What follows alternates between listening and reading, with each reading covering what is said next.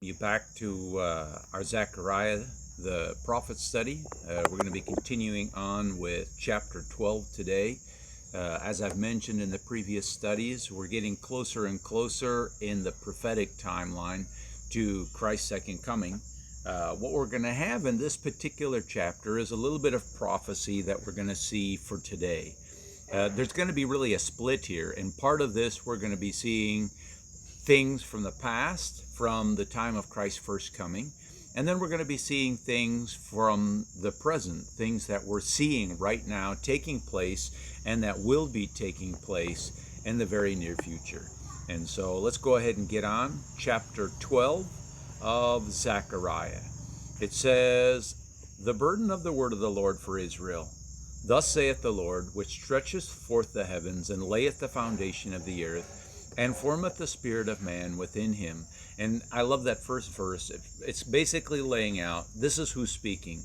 The person here who is speaking is the God of creation. He is the one who made everything. This is very important for two aspects. Again, we're looking at prophecy throughout time. But one of the important things here is for God's people, whether it's in Christ's first coming, whether it's in the time of Babylon, when they're, at the time of Zechariah's prophecy, when they're just about to leave Babylon and head back to Jerusalem to rebuild, or whether or not we're looking at it today with the events that are happening. Okay, the point of this is to give us confidence. The God that created this world, that stretched the heavens, that made the foundation of the earth, that put the spirit of man within him, this is the God that's in control. And you can trust him and you can rely on him. Put your faith in him. This is very important. Again, it orients us on the other side of who it is that's speaking. This isn't just anyone speaking. This is God. Trust him. He knows what he's doing. Events may be scary, events may be fearful, there may be pandemics, there may be wars and rumors of wars, there may be all sorts of things happening. But if you put your trust in him, he'll take care of it. The only thing we have to do, as we've seen throughout this book of Zechariah, is number one, we have to obey God's commandments, we have to follow his word, we have to do those things which are good and right. Being good people in this world, taking care of the widows and orphans, being just, being righteous, following the commandments. That's what God has given us to do. If we're rebellious, like Israel was, there will be a problem. But if we do the good things we're supposed to do, along with things like fasting and praying, God will be with us. Verse 2, "Behold, I will make Jerusalem a cup of trembling unto all the people round about, when they shall be in siege, both against Judah and Jerusalem." And so the idea here in the end of verse 2, against Judah and Jerusalem, what's happening here is kind of bringing in two pieces. We know that if you've studied the Old Testament and the inheritances that were given to each one of the 12 tribes, Benjamin gets Jerusalem. We know that when Israel split, 10 kingdoms went to the north. They were called Israel or Ephraim, or the 10 northern kingdoms. 2 kingdoms were in the south, Judah and Benjamin. And so we have two aspects in this piece here when it says Judah and Jerusalem, because it's really giving us the idea of Judah and Benjamin. And so we're talking about the southern 2 kingdoms. It's going to make this area that was considered the southern 2 kingdoms a cup of trembling. And what that means is it's going to be difficult. If you can imagine a weight that is the absolute maximum amount you can hold in one hand, okay? Whatever that is, 10 pounds, 15 pounds, 20 pounds, I have no idea. Maybe for you it's 5 pounds or 2 pounds, whatever. But this is the maximum weight you can hold in your hand. Now imagine holding your arm stretched out, horizontal, with that weight in your hand. How long could you hold it? Well, it doesn't take long when you have that maximum weight. And what happens? Your muscles begin to tremble because it begins to be too heavy. That's what it's speaking about here. all the countries that come in and try to take Jerusalem and try to make it theirs and try to control it. Of course, it's important because Jerusalem was in the King's Road. Basically, this is the major transit road where all goods are coming from the east and going up into the north and west. And generally speaking, they pass through Jerusalem. Of course, you have on the coast of Jerusalem, the coast of Israel, I should say, both a little bit to the north and around that whole coastal area, you have a lot of ports where ships are coming in and transiting with a lot of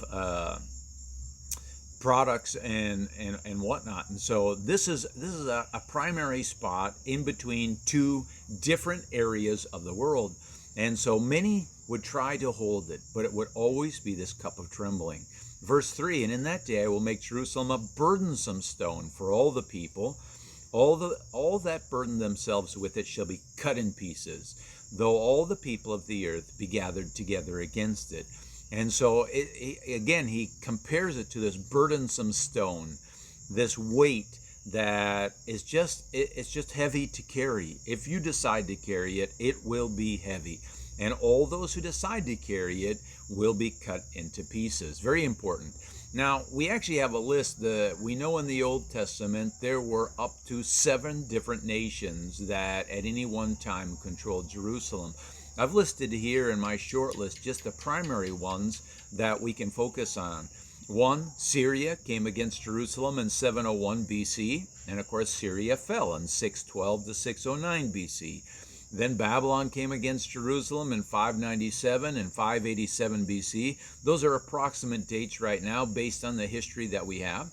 But then Babylon fell in 539 BC. And so you can see this pattern. What did it say? It would be a burden to hold it, and it would cut you to pieces. Greece under Alexander the Great takes Jerusalem in 332 BC. And then Greece fell in 197 BC. The great Roman Empire came against Jerusalem in 63 BC and 37 BC, and then the last time in 70 AD. And of course, we know the great Roman Empire fell also. And it really had its termination of its parts in 570 AD. And again, these are just some of the most remembered sieges, but the list is actually much longer. And just like these, each in turn was destroyed. Yet after all of these, Jerusalem never ceased to exist as a place, not until 72 AD.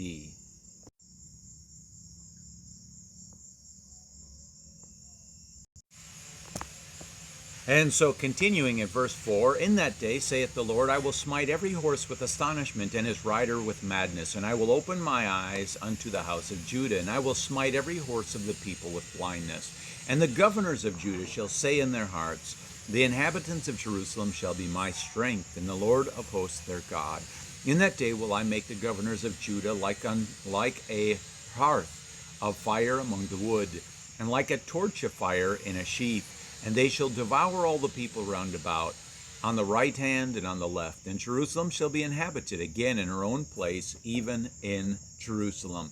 And so we have an important piece in the end of verse 6 here. Okay, Jerusalem shall be inhabited again in her own place. What does that mean? Of course, that lays out a set of requirements. It means that at some point Jerusalem is not inhabited in her own place. And what that really means isn't so much that Jerusalem won't be inhabited, but rather that as we know it, Jerusalem won't be inhabited. In other words, the house of Benjamin, the house of Israel, will not be in possession of Jerusalem, and they won't be inhabiting it. And so if we look all the way back through all of those sieges, the Assyrians, the Babylonians, Greece, etc., etc., we know that Jerusalem actually survived all of those sieges. Even Babylon, there was a remnant that was left in Jerusalem, albeit it was very small, but there was a remnant left there. And it wasn't, as we've already mentioned, until 70 AD that Rome, the Roman Empire, under Titus, came in and destroyed Jerusalem. And that's important for us to know, because that's part of this whole story here. And so when Jerusalem is destroyed, then there will come time when Jerusalem will be once again inhabited. And so when did the Jews begin moving back into Jerusalem? Well, in the 16, 17, 1800s, you begin to have some migration in. And of course, then we have a prophecy in verse 6. In the middle of it, it says, they shall devour all the people around them. And so with this migration of people coming in, we should expect to see this growth. And with this growth, we should begin to see, as it says in verse 5, the governors of Judah will begin to have confidence. They will begin to build. They will begin to understand that there's something happening here and we can trust God. And so when we look at maps starting all the way back in 1946, before Jerusalem was recognized as a country once again, we see the Palestinian Jewish land changing here. The very first map from 1946, of course, the green is the Arab-controlled areas. The white is the Jewish-controlled areas. Very small. At this point, Israel is not Israel. It's Palestine. There is no Israel. And, of course, then when the plan came out, the Balfour Declaration, and Israel received Jerusalem, or not Jerusalem, but Israel received part of their land back through the Balfour Declaration and whatnot, you have now the land changing scope. Israel is absorbing some of that Palestinian land. It's a far cry from where they were in the Old Testament, but they're moving in that direction. By 1967, when they had the Six-Day War, and Jerusalem itself was actually returned into the hands of Israel, not that it was the capital, and again it was split. There was a Jewish side and a Palestinian side, an Arab side. But in 1967, you have that added on. And then, of course, in 2010, only 10 years ago, now you have Israel occupying almost all of the land that they ever occupied throughout the Old Testament. This is pretty much almost a complete return to the lands that they own. The Arab actual lands that the Arabs own is now becoming smaller and smaller. And of course, from 210 to 220 today, we know it's even been smaller yet. And of course, it says Jerusalem would be inhabited. And of course, we know in 67, there was half of Jerusalem controlled by the Jews. But it actually wasn't until 2018 that Jerusalem was recognized as the capital of Israel once again. And we know that several countries, including the United States, begin to move in their embassies back into. And so let's continue. It says in verse 7, the Lord also shall save the tents of Judah first. That's important. And the glory of the house of David and the glory of the inhabitants of Jerusalem do not magnify themselves against Judah. And so what you have is a progression of events. And the events are going to start first with the saving of Israel, Judah, the lands of Judah. Remember, there's a split in the southern kingdom between Judah and Benjamin. Benjamin has Jerusalem. That means that Jerusalem has to come second. And we know that Israel as a nation was restored in 1948, but it wasn't until 2018 that Jerusalem was recognized as the capital of Israel. The U.S. Embassy was officially opened in Jerusalem on May 14, 2018, coinciding with the 70th anniversary of the Israeli Declaration of Independence. And that's pretty important. And of course, the picture here is the U.S. Embassy in Israel. Let's continue, verse 8 and 9. In that day shall the Lord defend the inhabitants of Jerusalem, and he that is feeble among them at that day shall be as David, as the house of David shall be as God, as the angel of the Lord before them. And it shall come to pass in that day that I will seek to destroy all the nations that come against Jerusalem. And it's interesting, in David's time, he had a select group of men that were his warriors. And these were men that were trained specially for war. But, it was a limited group of people. Today we know that everyone in Israel goes into the war, goes into the military, and is trained. And so basically the entire nation of Israel, all those who have been born in Israel, are trained as soldiers. And so now you have just what it's saying here. Even he that is feeble, the smallest of them, the weakest of them, still goes into the military and trains, just like God promised. And it would, as he promises in verse 9, he will begin to destroy all nations that come against Israel. This does not mean that Israel is entirely a believing country in the Messiah, but that doesn't matter. God is restoring it. He's doing this work, and anybody who comes against this nation, God will destroy them. And so that's important to remember. And verse 10, and I will pour upon the house of David and upon the inhabitants of Jerusalem the spirit of grace and of supplication. And they shall look upon me whom they have pierced, and they shall mourn for him as one mourneth for his own son, only son, and shall be in bitterness for him as one that is in bitterness for his firstborn. And that's important there, because now you have a couple of things happening. Number one, God's pouring out his spirit on the house of David, on the land of Israel, and a couple of things are happening. You're beginning to have the first people who are recognizing Jesus Christ actually was the Messiah. It says they'll look upon me whom they have pierced, and that's important, because this is a recognition, seeing the nail prints, seeing the spear print in his side. They are spiritually recognizing, okay, Jesus Christ actually is the Messiah. And of course, as it says, they're mourned. If you understood that your country as a nation killed and helped crucify the Messiah, you would also be bitter and mourn if you came to the realization that actually Jesus was the Messiah. And that is happening.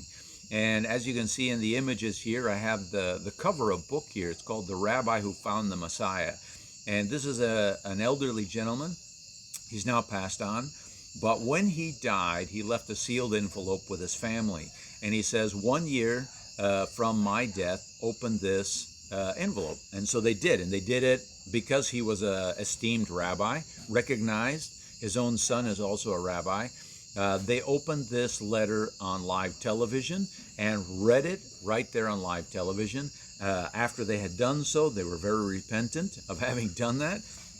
But essentially, what this rabbi said in his letter was that he recognized and understood that Jesus Christ actually was the Messiah. And that's important, because even the rabbis who are very revered and esteemed in Israel are beginning to see. And it's just a drop in the bucket. It's just the first seeds happening. But what we know is there is a work that God is doing that is happening there. And of course, there's other books that have been written about all over the Middle East, people having dreams and visions of the Messiah and how it's changing their life. And so we know that this is happening right now. People are being blessed by dreams and visions and recognizing Jesus Christ as the Messiah. And of course, it's important here in the last part here where it says, as one that is in bitterness for his firstborn. Jesus Christ was, of course, the only born of the Father. He is the only Son of the Father, and that's important. As it mentions just before that, as one mourneth for his only Son. He is not just the firstborn, he's the only born, and that's very important.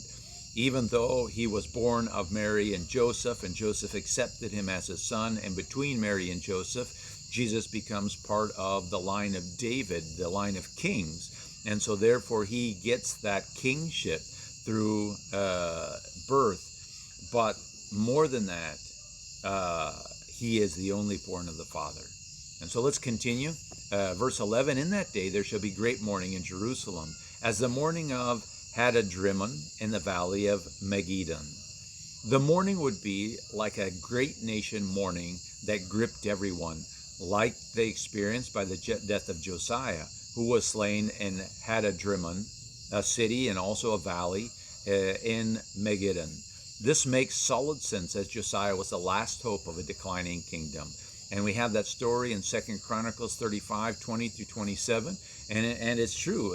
This battle happened, and the people, well, let's just go ahead and read their own testimonies as it's written in 2 Chronicles. It says, and I'm only going to read 22 through 25 here. If you want to read the rest of it, you can. But it says, nevertheless, Josiah would not turn his face from him, but disguised himself that he might fight with him, and hearkened not unto the words of Necho from the mouth of God, and came to fight in the valley of Megiddo. This is the time Egypt's coming up. This is Necho from Egypt, and Josiah comes out to fight him, and Necho says, hey, this battle is not with you. Go home. I'm not coming here to fight with you. But Josiah says, tough luck, I'm out here and I'm going to fight. Verse 23, and the archers shot at King Josiah, and the king said to his servants, have me away, for I am sore wounded. And his servants therefore took him out of the chariot, and put him in the second chariot that he had. And they brought him to Jerusalem, and he died, and was buried in one of the sepulchres of his father. And all Judah and Jerusalem mourned for Josiah. And Jeremiah lamented for Josiah, and all the singing men and the singing women spake of Josiah in their lamentations to this day, and made them an ordinance in Israel. And behold, they are written in Lamentations. And so you see the breadth of this lamenting for the loss of Josiah. And so we can expect at some point the breadth of the lamenting for Jesus Christ to match this. And I'm sure it's not there yet, but it will be there. And it's just a matter of time for that to happen. But we should watch for it, because they will recognize, all those who are left in Israel will recognize Jesus as the Messiah. And as we were just noticed in Zechariah, in verse 24 here, 2 Chronicles, at the end it says, and all of Judah and Jerusalem mourn for Josiah. Again, you have that separation between the tribe of Benjamin and the tribe of Judah. Back to Zechariah. And the land shall mourn every family apart, the family of the house of David apart, their wives apart, the family of the house of Nathan apart, and their wives apart, the family of the house of Levi apart, and their wives apart, the family of Shimei apart, and their wives apart, and all the families that remain, every family apart, and their wives apart. What does that mean, all the families that remain? Well, we'll actually get a better comprehension of this when we finally hit chapter 14 of Zechariah, but leave it to be said that there is still something to happen in Israel. The extent of it, the breadth of it, not really sure till it actually happens, because it's a prophecy that we're looking towards. But every day when you read the news, pay attention what's happening in Israel, because there is still a piece of Zechariah to be fulfilled. And we need to watch for it, because they will accept the Messiah at some point. And as it says, they will weep at that point as they would weep for a loss of a firstborn. And so that's chapter 12. We've got 2 chapters left, 13 and 14, both of which are extraordinarily interesting. May God bless, and would you have a wonderful day.